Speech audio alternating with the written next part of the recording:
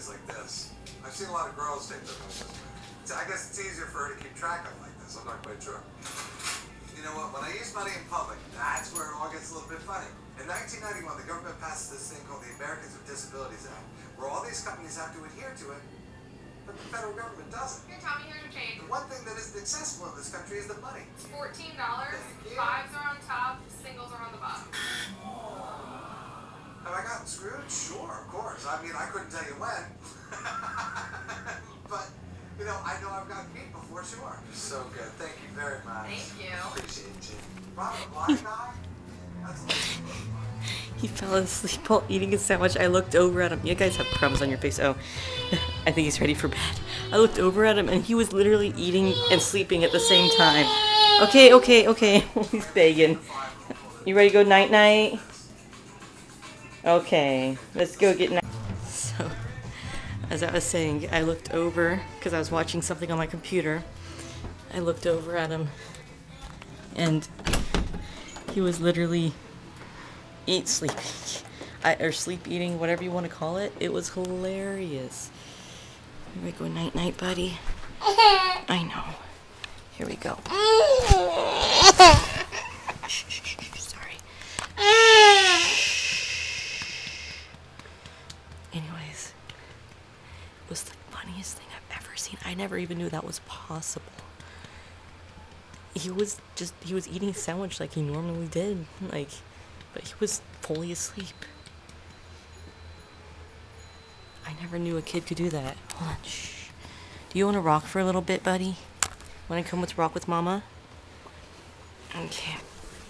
It was just so sweet and innocent. And now he's grumpy.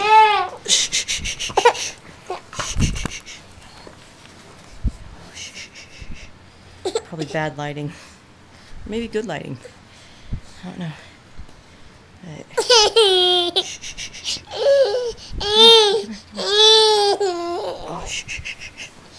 Oh, so grumpy. Oh, so grumpy. He has a tooth coming in. So, it's right here where he's touching. So he gets extra tired and extra cranky. And he needs extra loves. But it was the cutest thing I've ever seen him do. He's done some cute things.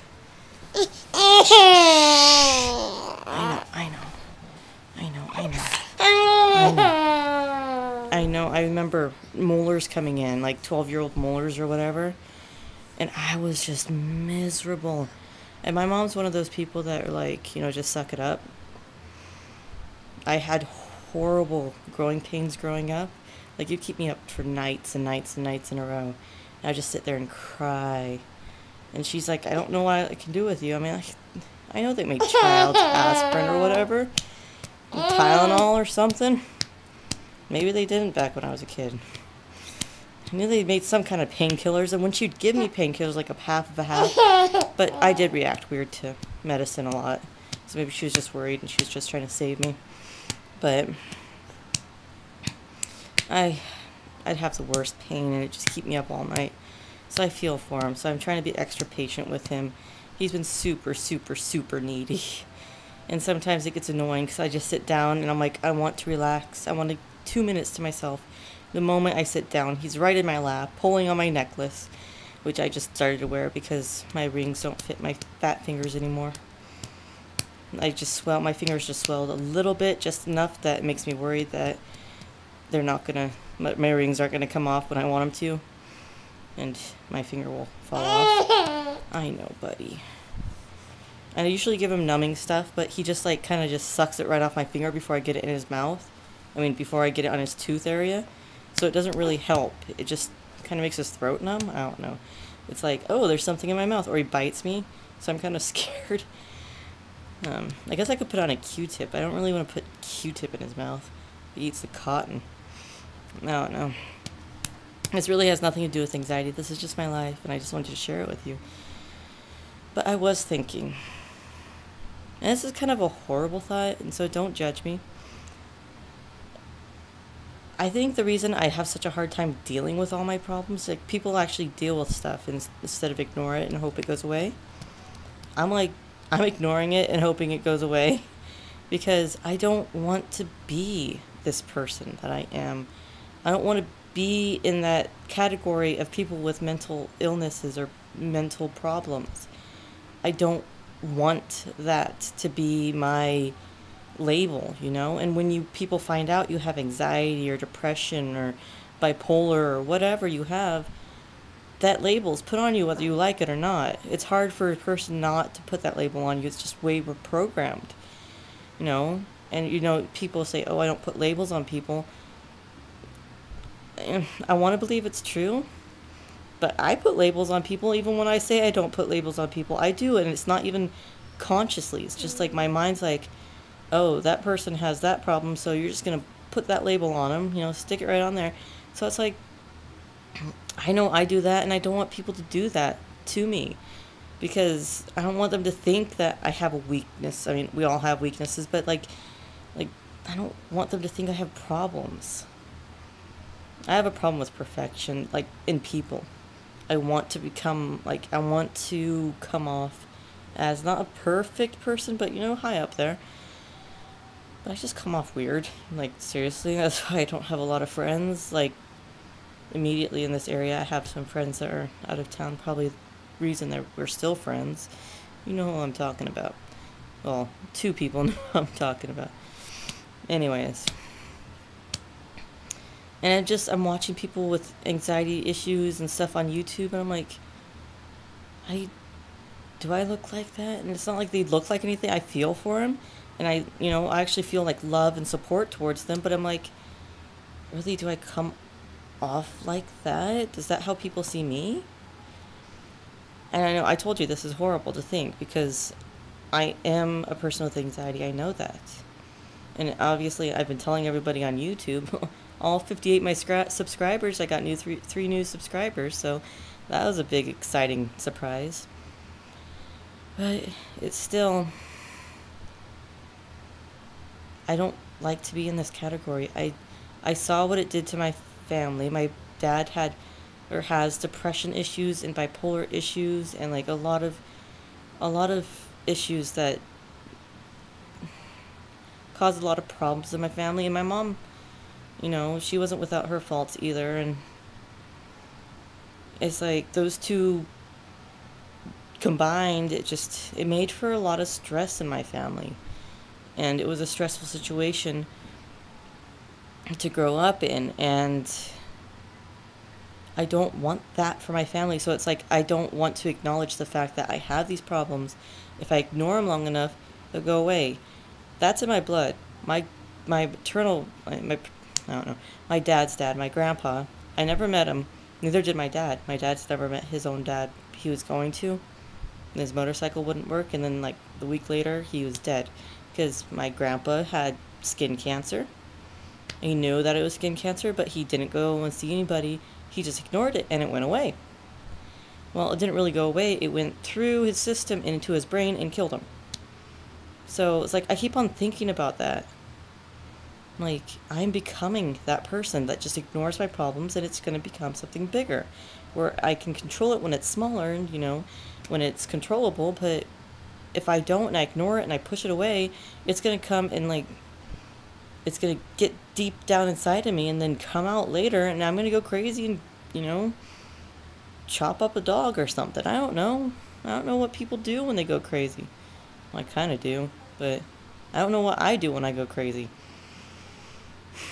So I'm working on that. I'm working on actually acknowledging my problems and, okay, I've acknowledged my problems, actually dealing with my problems. And it seems, you know, I kind of like, oh, I'm going to deal with this, I'm going to do that, and I'm like, I'm all talk but no, you know, follow through. And I see people like doing these therapeutic things, and I'm like, psh, I don't need that, but I probably really do. I want a positive journal so I can look through it, and when I'm feeling down or horrible about life, what I really want, be 100% honest, I want not to have these problems. I don't want to say I want to be a normal person because there's no such thing, because we all have our normals and everybody else's life is abnormal to us. But I don't want to always feel like there's something wrong or something's going to happen or something is happening and I just don't know it until it just happens right then. I don't want to have these issues. I don't want to pass it on to my son. I want him to be a strong, confident person. I want my unborn baby, whatever it is, to be a strong, confident person and learn that from me and my husband. Not learn to be afraid of the world and be scared of everything around it. And to be afraid of people or doing something new or different or being yourself. I'm terrified of being myself because what if people don't accept that? And it's like I have so many problems. I don't know where to start because I've ignored them. I've just pushed them away and been like, okay, if I push you hard enough, you're going to go away and just leave me alone. Instead of saying, okay, I have these issues. Now what can we do with it? About it? And I don't know where to start. Have you guys ever got, like, that's my problem. I just don't know where to begin. And I want to know if you guys know where to begin. I don't know how to take the first step. Because it's like, I just don't know what issue to work on first. And it's like, which one is more important?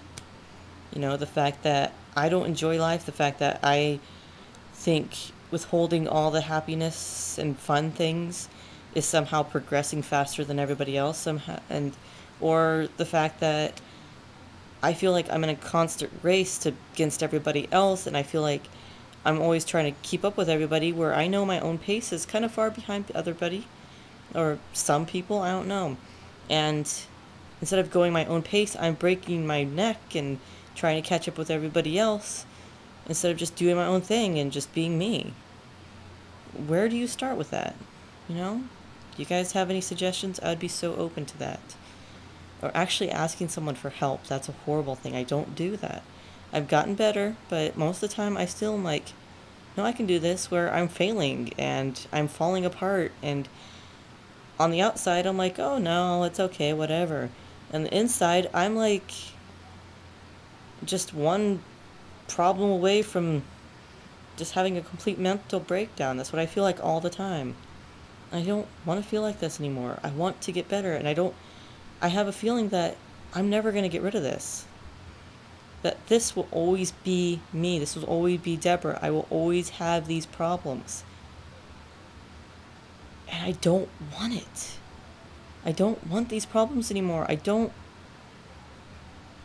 want anxiety. I want depression. I want whatever I'm feeling right now to be my past, to be something I got over and can look back and be like, man, I spent 24 and a half years struggling with this. I'm so glad that I'm not, because I'm the person that I've always wanted to be now.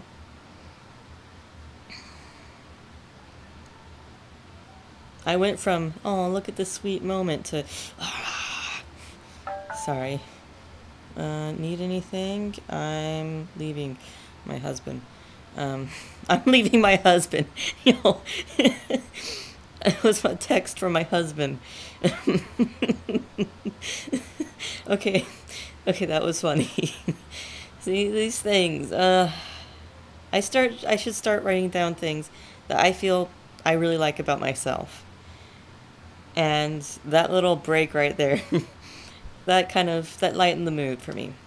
So I'm glad you guys are watching this. If you're still watching this, you didn't just watch the cute baby part and be like, oh no, she's talking again. Where's the off button? I'm leaving my husband. It's silly, Deborah. But I think I'm going to write down positive things I like about myself. I was going to start a negative journal, but I'm like, I don't want that sitting around. Like things that I think about negatively and see like exactly what I think about every day. But honestly, I don't want that. I have that in my head. I don't want it on paper. And people see me like I'm crazy. I'm concerned about what other people think about me. I should just be concerned about what I think about me. Start there. But if you guys know where to start on cleaning up crazy, I would be so happy. If anything that has helped you, I think I'm going to get a journal or make a journal or something and start writing down things I like about myself, and I'll share it with you, because I'm not a very open person, but I think I need to start being an open person, because I have a lot to give to this world. I just have been too scared to show it. So there you go. That's my vlog. My baby's asleep, and hopefully he'll stay asleep for a while. But if he does wake up, I need to change his diaper. He has a nasty diaper rash, and I should have changed his diaper before I got the video camera out and started vlogging, but he'll wake up sooner or later. If not, we'll deal with it. So I hope you guys are having a great evening, and if not, things will get better. That's just as simple as that. So have a great night, guys, and I'll see you when I see you. Bye.